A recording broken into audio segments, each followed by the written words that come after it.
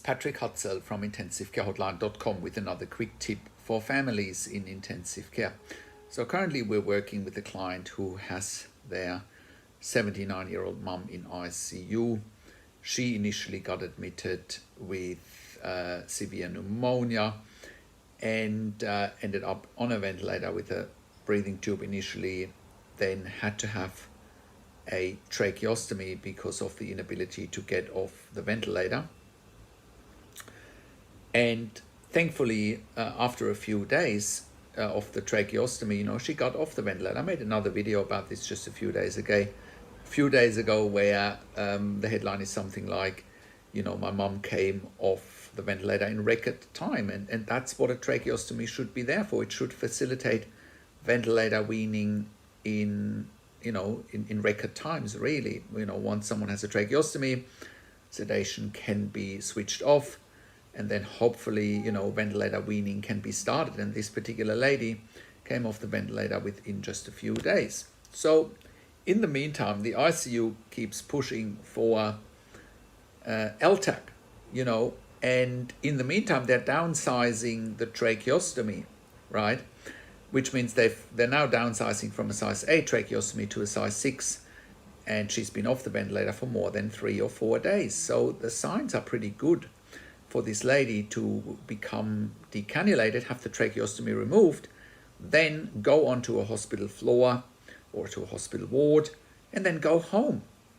And that's what the lady wants, that's what the family wants. And ICU keeps throwing in the curveball to go to LTAC. Again, this is for our US audience. There's only really LTACs in the US. No other countries have any LTACs. But where am I going with this? So there is no need for LTAC, right? LTAC implies long-term acute care, right? It implies that someone needs long-term acute care. Well, there are some patients that may need long-term acute care, right? But this particular lady needs short-term acute care in ICU to get off the ventilator, and the ICU's done a great job to get her off the ventilator. And now they need to focus on getting her decannulated and have the tracheostomy removed so she can make progress and can recover so she can go home. Why would you take a detour to a long-term acute care facility, right? Especially since this lady has only been in ICU since the 1st of April. The time of the recording of this video is the 14th of April. Medicare pays for up to 60 days in ICU anyway. What's the urgency here? There should be no urgency at all. The urgency should be around getting the trach removed and then going home. And this is also why we keep saying over and over again, do not give consent to a PEG tube. This lady has got a PEG tube. The family gave consent before they actually found intensivcarehotline.com, and we advised them that they should have not given consent to a PEG tube, because LTACs do not take patients without a PEG tube.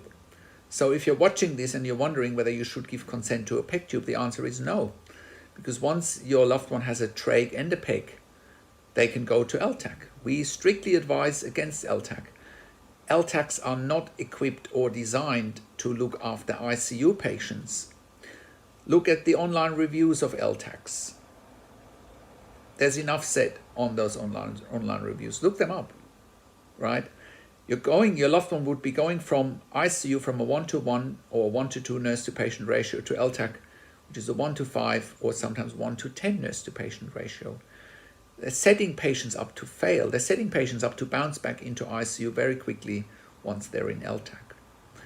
So, and especially here, the momentum is on our client's side. The momentum is clearly there. Why would they disrupt a positive care episode that most likely will have a good outcome? That is insanity in my mind. The care team there seems to be pretty good. They're pretty committed. They can move this lady from A to B. Why would they outsource care to another facility if she's so close to being short-term and not long-term? Short-term acute care, not long-term acute care, and manage it in a hospital and then go home. So that is my quick tip for today. if you are in a similar situation or if you have a loved one in intensive care, go to intensivecarehotline.com, call us on one of the numbers on the top of our website, or simply send us an email to support@intensivecarehotline.com with your questions. Also, have a look at our membership for families in intensive care at intensivecaresupport.org. There you have access to me and my team 24 hours a day in a membership area or via email. And we answer all questions intensive care related 24 hours a day via email or in a membership area. If you need a medical record review, please let us know as well. We review medical records in real time for families in intensive care. And we also